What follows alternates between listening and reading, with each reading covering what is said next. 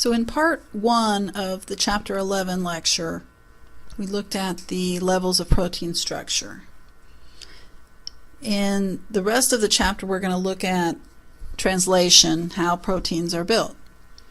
And proteins are built according to the instructions in the genetic code. And two scientists, Nirenberg and Mattei, in 1961 figured out the first codon to amino acid relationships, the first parts of the genetic code. What they did was they constructed, using an enzyme called polynucleotide phosphorylase, they were able to construct strands of RNA from nucleotide precursors. So in the first experiment, they were able to join together uracil nucleotides into a long strand. So it's an RNA molecule only made of uracil nucleotides. And then they add that to a test tube that had ribosomes and tRNAs and amino acids.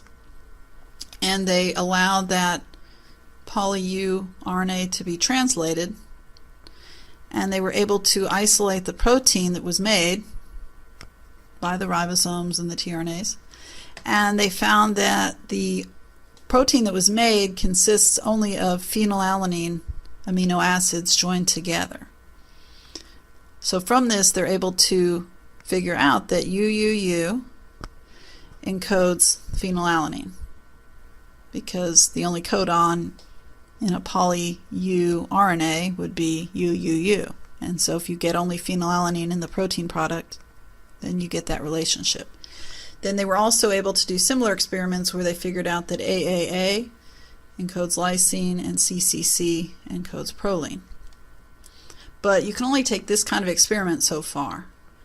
And then you have to go with other experimental designs. They used mixed copolymers and something called the triplet binding assay.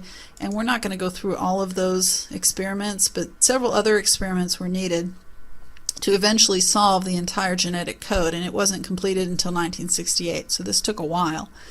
And you've seen the genetic code before. It's shown here.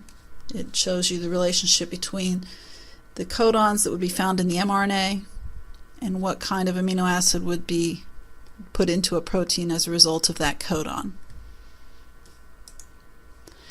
Now, tRNAs are the type of RNA that bring the amino acids to the ribosome during the process of translation. And tRNAs have some unusual nitrogenous bases.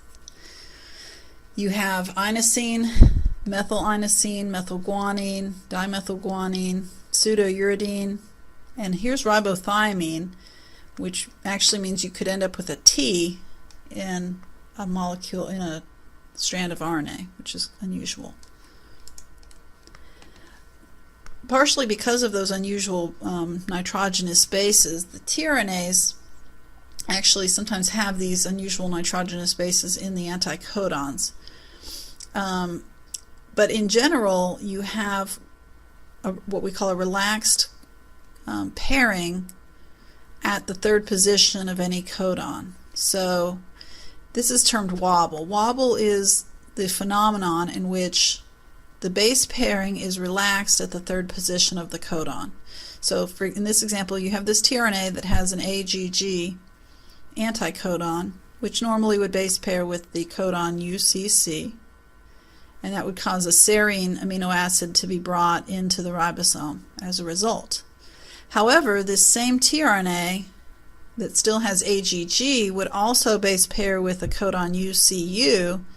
There's a relaxed pairing that's allowed. This G with this U doesn't pair exactly, but it's still allowed, and that would still bring in the serine for that codon as well. So when you look at the genetic code, you see here serine, SER, and it can be indicated by the codon UCU or UCA or UCC or UCG. The first two positions are very important, but the third position can sometimes be relaxed or can be anything, and you can still get the same amino acid that's brought in with that one tRNA. So in bacterial cells, you have the mRNA and you have a start codon. The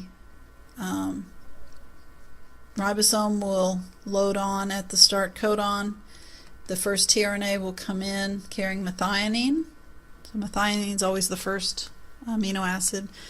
The ribosome will move towards the 3' end, and as it moves along the codons, it adds the appropriate amino acids to the chain.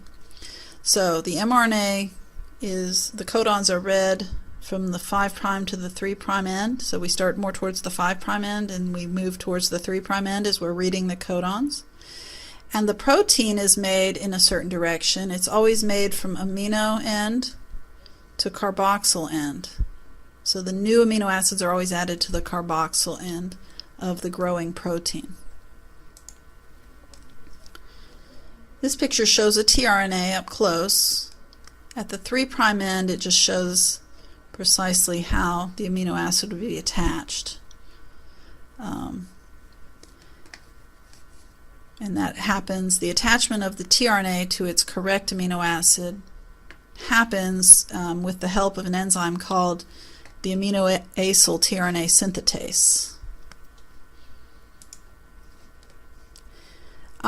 In eukaryotic cells, you have, of course, the cap and the tail, the 5' cap and the poly A tail, and there are proteins which will attach to those. There's proteins that attach to the cap, they're called cap binding proteins, and there's proteins that attach to the poly A tail, and then they attach to each other so that the mRNA actually sort of loops around in this circular way, and that helps the ribosome load on to the mRNA. So this animation of bacterial translation will appear immediately beneath this section of the lecture, and you can click on that and watch that process.